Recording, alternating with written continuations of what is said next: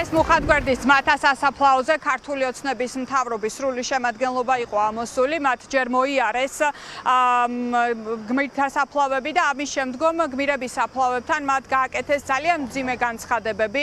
ირაკლი კობახიძით დაწყებული, მიხეილ ყაველაშვილით დასრულებული, ყველა საქართველოს აბრალებდა ომის დაწყებას. ჩვენ შემდგომ მოგვეცა უკვე შესაძლებლობა გავსაუბრებოდით ქართული ოცნების თავდაცვის მინისტრს ირაკლი ჩიქოვანს და მას შევახსენეთ მისი პოლიტიკური წარსული, როდესაც 2008 წელს ის სახელმწიფო სამსახურში იყო დასაქმებული, ის იყო დიპლომატი და წარმოადგენდა საქართველოს.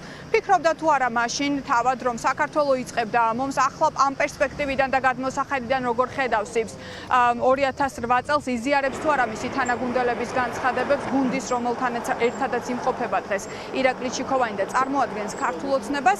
ირაკლი ჩიქოვანს ოდნავი უხერხულობა ჰქონდა ჩვენ კითხვებთან დაკავშირებით და ბოლოს მან ჩვენი კითხვები უპასუხოდ დატოვა.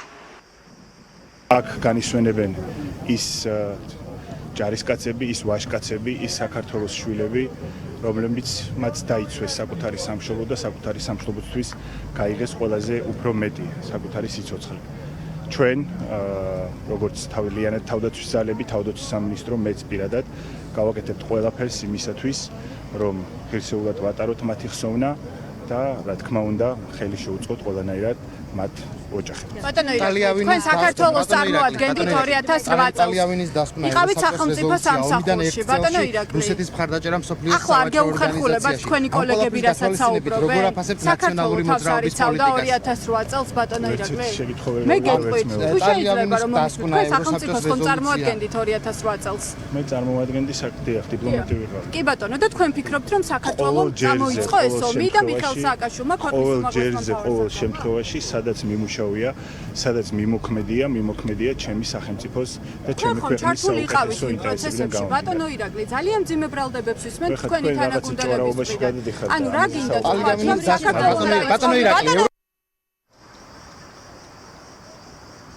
შედარებით თავშეკავებული არის ირაკლი ჩიქოვანის განცხადება, რაც შეეხება ქართული ოცნების სხვა წევრებს. დღეს არ მორიდებიან საკუთარი ქვეყნისთვის ომის დაწყებაში დადანაშაულებას და პირდაპირ ამბობდნენ, რომ რუსეთმა ჩაატარა ოპერაცია, საქართველომ კი დაიწყო მიხეილ სააკაშვილმა, რომელიც ქვეყნის უმაღლესი მთავარსარდალი იყო 2008 წელს, დაიწყო ეს ომი deep state-ის დავალებით. ჩვენ ძალიან ბევრი კითხვა დავსვით დღეს ქართულ ოცნებასთან, ვეცადეთ გაგვერკვია რას გულისხმობენ ისინი, თუმცა მათი არგუმენტები არის ძირითადად პროპაგანდისტული და ერთი ხაზი აქვთ მათ, რომ ეს იყო მიხეილ სააკაშვილის მიერ დაწყებული ომი, რაც შეეხება რუსეთს, ისინი რუსეთის ნაწილში ბევრს არ საუბრობენ. დღეს საინტერესო იყო მარია ზახაროვას განცხადება, რომელმაც შეაქო ქართული ოცნება, კრემლიდან ძალიან ხარობენ ქართული ოცნების ამ განცხადებით, როდესაც ისინი პირდაპირ საკუთარ ქვეყანას ადანაშაულებენ ომის დაწყებაში და ზახაროვამ ასეთი შეთავაზება გააკეთა, რომ ახლა უკვე საქართველოს და ოკუპირებულმა ტერიტორიებმა უნდა გააფორმონ თავდაუსხმელობის შეთანხმება, რასაც ქართული ოცნება ჯერჯერობით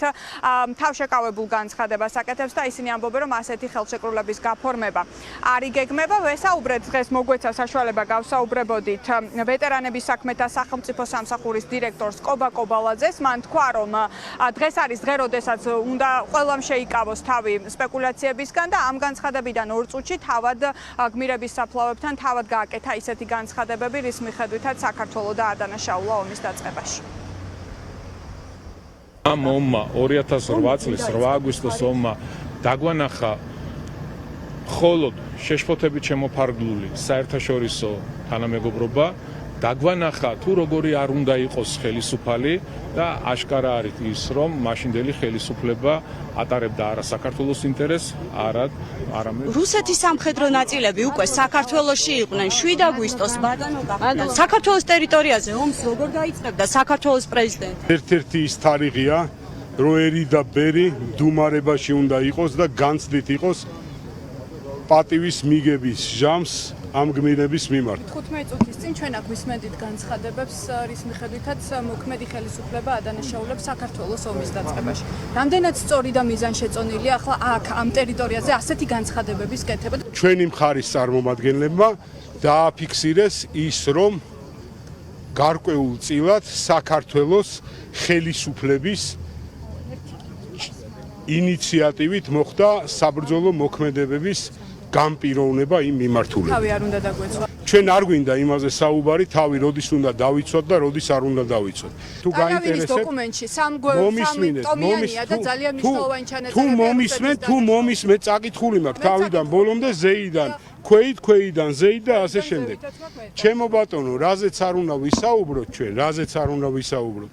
კომისიის დასკვნის ლაიტმოტივი უნდა ამოიკითხოთ ზუსტად ისე როგორც არის. მტერი როა ხომ ცეცავით. რა თქმა უნდა მტერია, ოკუპანტი მომისმინეთ ერთი წამი, ვინ რას ამბობს, ნაკლებად მაინტერესებს.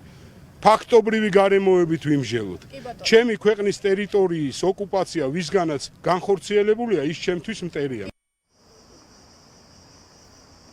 2008 წლის ჯერ კიდევ ივლისში რუსეთმა მასშტაბური სამხედრო წვრთნები წამოიწყო ჩვენს რეგიონში. ამის შემდგომ უკვე აგვისტოს თვეში 7 აგვისტომდე ბევრად ადრე იყო სროლები, დაბომბვები ჩვენი სოფლების, თუმცა ქართული მხარე ამ პროვოკაციებს არ პასუხობდა. 2008 წლის 7 აგვისტოს 9-ის ნახევარზე კი რუსული რეგულარული არმია უკვე როკის გვირაბით შემოვიდა საქართველოს ტერიტორიაზე, სუვერენული ქვეყნის ტერიტორიაზე, რის შემდეგაც უკვე დაიწყო თავდაცვითი ოპერაცია საქართველოს ქვეყნის უმაღლესმა მთავარსარდალმა. ამის შეცვლას ცდილობს ახლა ქართული ოცნება და ამტკიცებენ, რომ ეს იყო მიხეილ სააკაშვილის მიერ წამოწყებული ომი Deep State-ის დავალებით.